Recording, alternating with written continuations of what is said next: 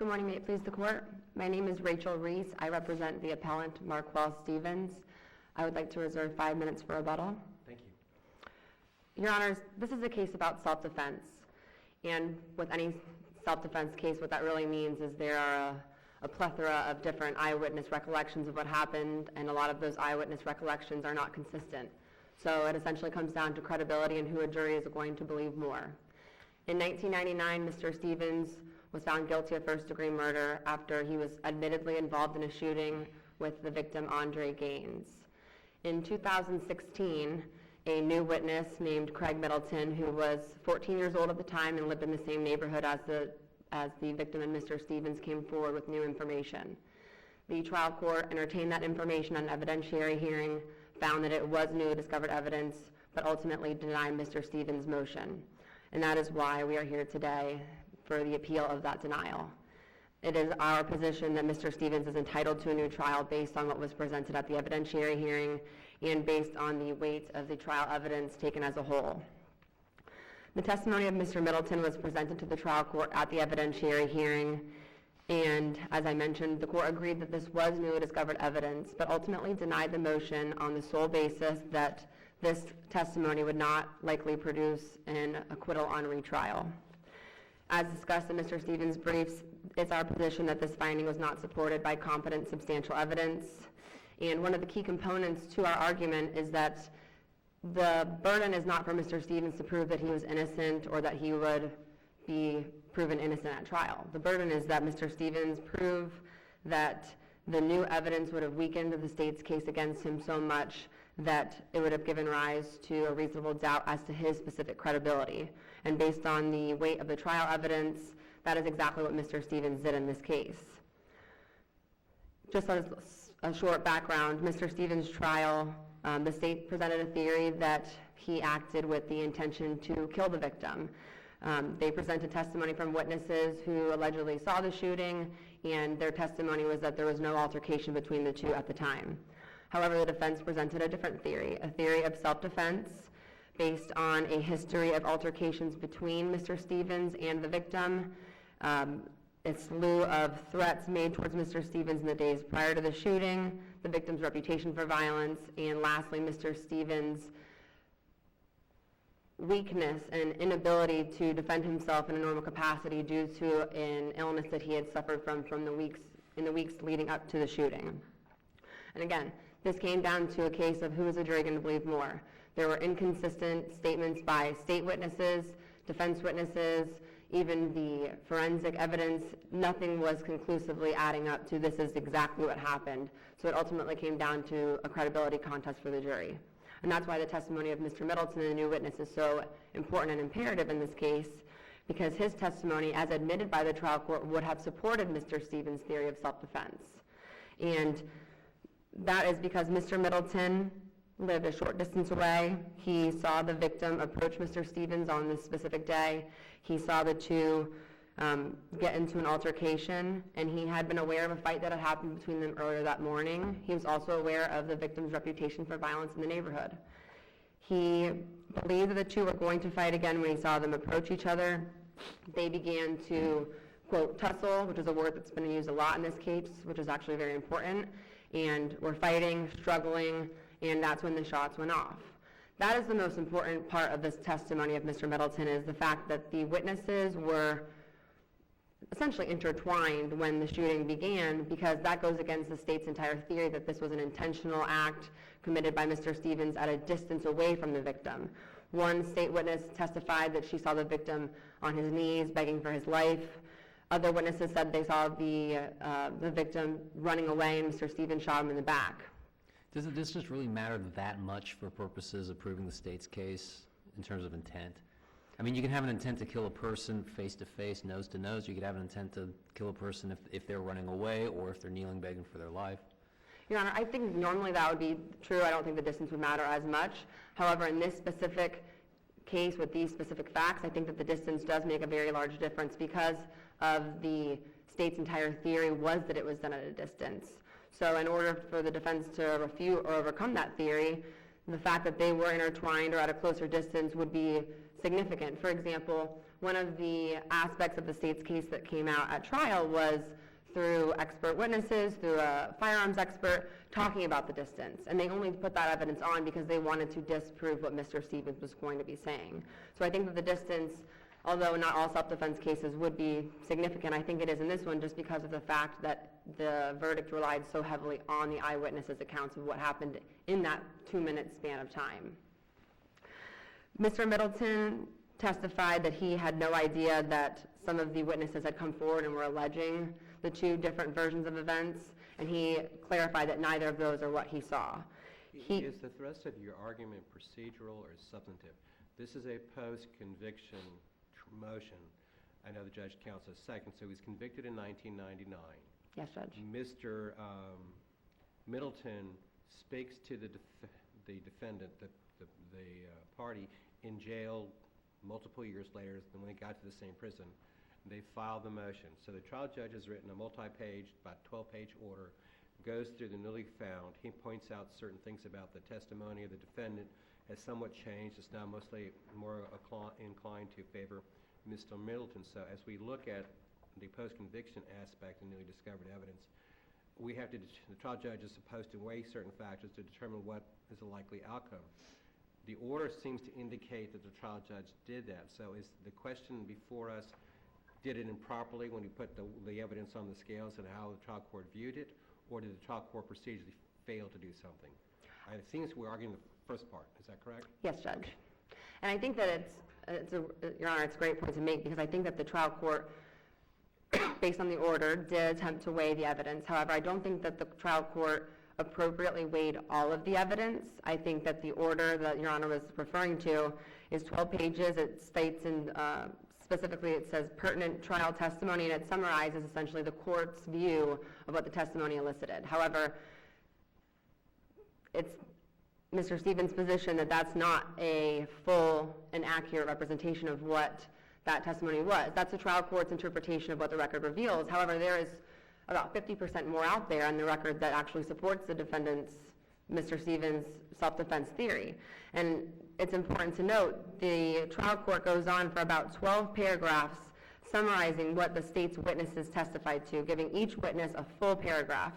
In those paragraphs, the trial court leaves out very pertinent facts that are relevant to Mr. Stevens' claim of self-defense. It's relying solely on what the state's evidence proved during their direct examination of each of these witnesses, which I think is very telling of what the overall finding in this case was. I'm not trying to put words in your mouth so you don't have to agree with my statement. It suggests the argument is what lawyers like to sometimes say is the judge cherry-picked the facts. Yes, Judge. Okay. But that's where we're going. That this is not a complete analysis because the judge only focused on a narrow scope rather than to perform the duty of weighing all the testimony. Yes, Your Honor. That's the thrust of the argument, is it? Yes, Your Honor. And in doing so, the aspects of the testimony that were left out were the aspects that weighed in favor of Mr. Stevens' theory of self-defense. There are even aspects of the trial court's order that are factually incorrect. And just to give a brief example, on one point, the court's order discusses the firearms expert I was mentioning before. His name is Christopher Trumbull. And just for the record, that was on record 325 of the court's order. And the trial court specifically found that this witness had examined the victim's jeans and sweatshirts and testified that he did not locate firearm discharge residue. Well, factually, that's incorrect. The witness at trial testified at great length about the test that had been done, and one of the pieces of testimony that came out was the fact that an upper left shoulder blade area injury tested positive, had a positive reaction for close range firearm discharge residue. Could have been 24 inches away. So that's just an example of some of these facts are not taken in the totality of what was presented, and some are actually not based on what the trial testimony actually said. And in coming to that, that is why it is our... What the trial court wrote was that Mr. Trumbull testified that given the firearm and ammunition, the shooter would have had to be at least 33 inches away. And your argument is that is inconsistent with what he actually said, that it could have been 24 inches away. Yes, Your Honor. I just want to make sure I've got the juxtaposition correct. That as well as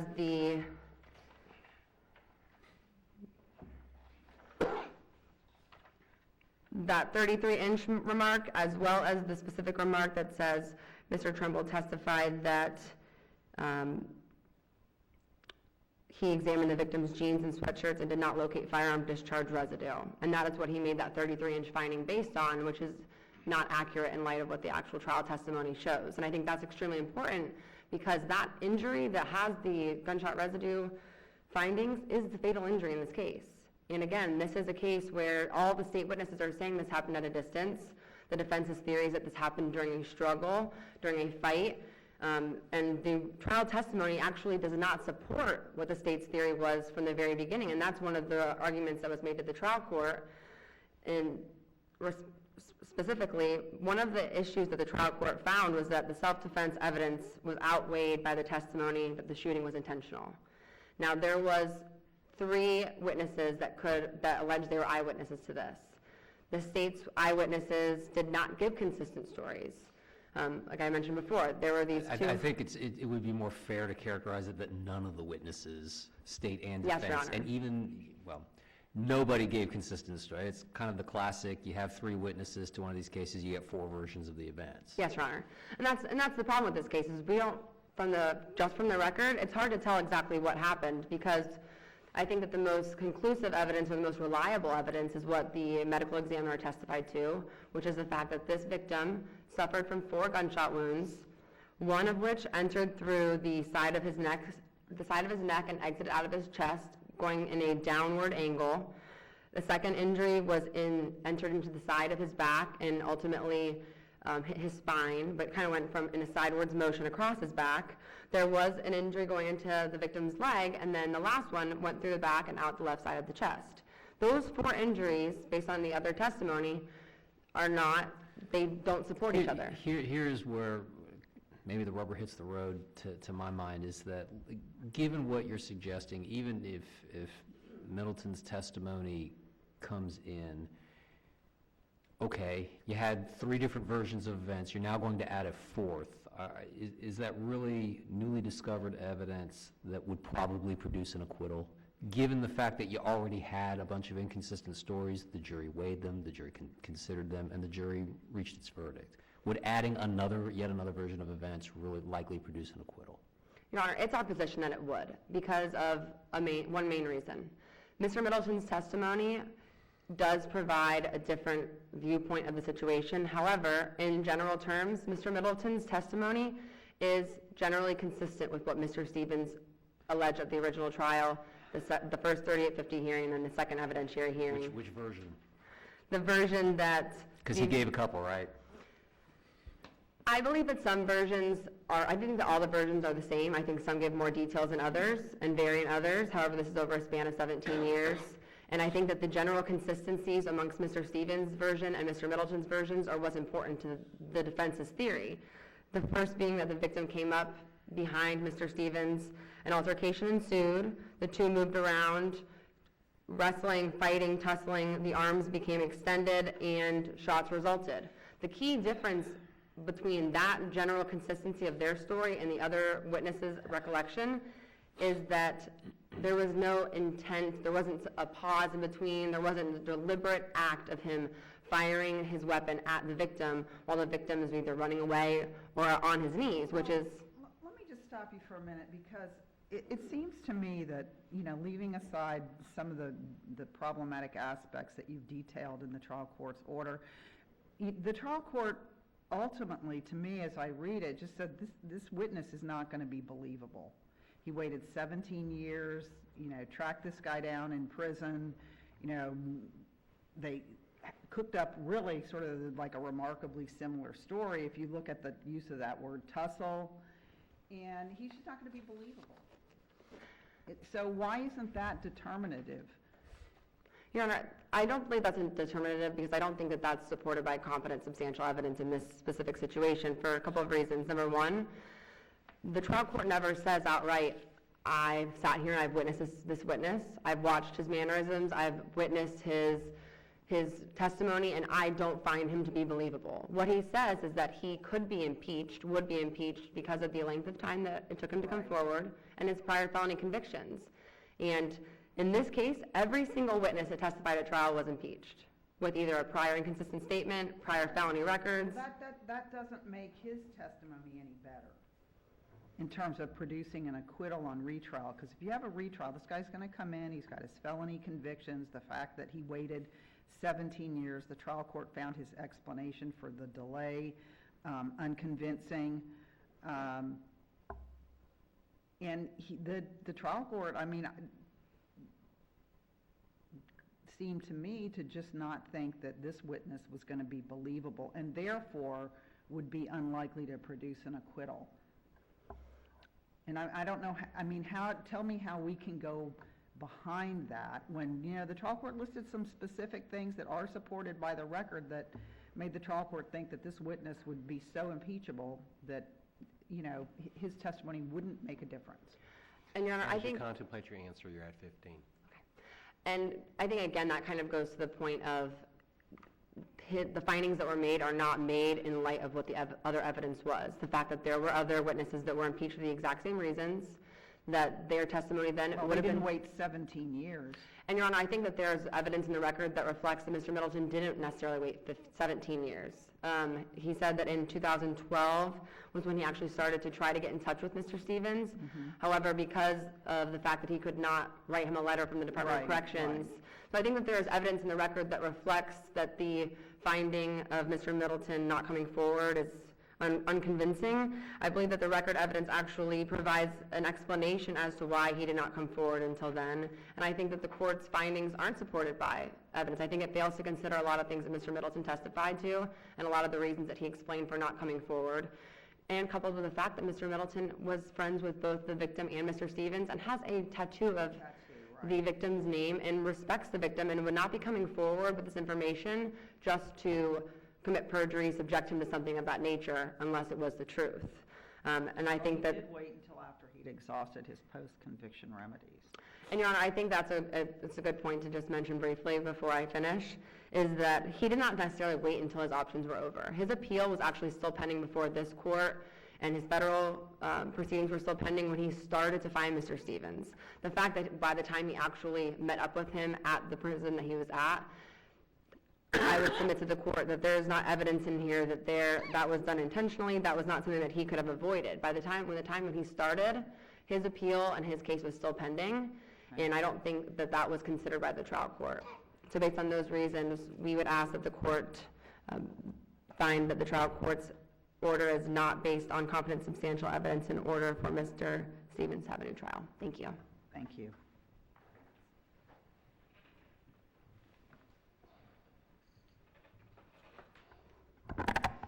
May it please the court, Kelly O'Neill for the state of Florida. The state respectfully requests that this court affirm the trial court's ruling denying the appellant's motion because the state argues that the trial court's order is supported by competent and substantial evidence. Essentially, the trial court made three main findings that sort of overlap with each other. They found that the affiant did lack credibility. They found partially this through his delay, through his prior felony convictions, through his inconsistency with the testimony and evidence that was presented at trial, including the appellant's own testimony at trial. They found that appellant himself would be impeached with all of his inconsistent statements over the years. I don't think that it was highlighted that much in the briefs, but at the 3850 in 2009, another essentially newly discovered evidence witness was presented. And in this variation, there was a knife, and that the appellant testified the knife was there, and he knew that there was a knife in line with this, this newly discovered witness's testimony. That was never mentioned at trial. He would be impeached with that. Then in this second witness's testimony, there's nothing mentioned about a knife.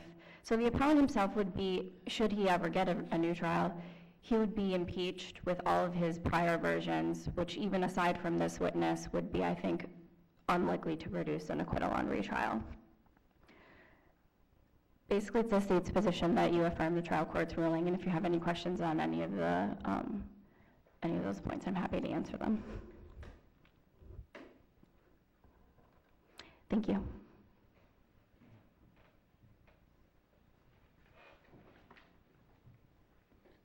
Counsel, you have 3 minutes remaining. Thank you, Your Honor. Just one point in rebuttal. During the 2009 evidentiary hearing that is relied on by the trial court in its order, as well as the state, what actually came out at that hearing is, I think the correct word is misunderstood or misinterpreted, and it's been this long chain of, well, this person said this is what happened. Nobody's actually gone back and looked at what exactly was said at that hearing. Mr. Stevens never testified that he saw the victim with a knife. A newly discovered evidence witness came forward on his own volition and testified that he saw the victim with a knife. Mr. Stevens testified that it was possible that he had a knife, it was possible that he had a weapon, but he did not know because that was not something that he had seen. He never specifically said, I saw the victim with a knife. So I think that it's just another point in the trial court's order that's not supported by the record in this case, and it's something that is just, it's a chain of events, has continued to be used as a basis to deny Mr. Stevens relief, and it should not be used because it's factually incorrect, and in light of the other evidence that came forward at the trial and the most recent hearing, it is still the appellant's position that Mr. Stevens is entitled to a new trial, and we would ask the court to find that the trial court's order is not supported by competent substantial evidence. Thank you.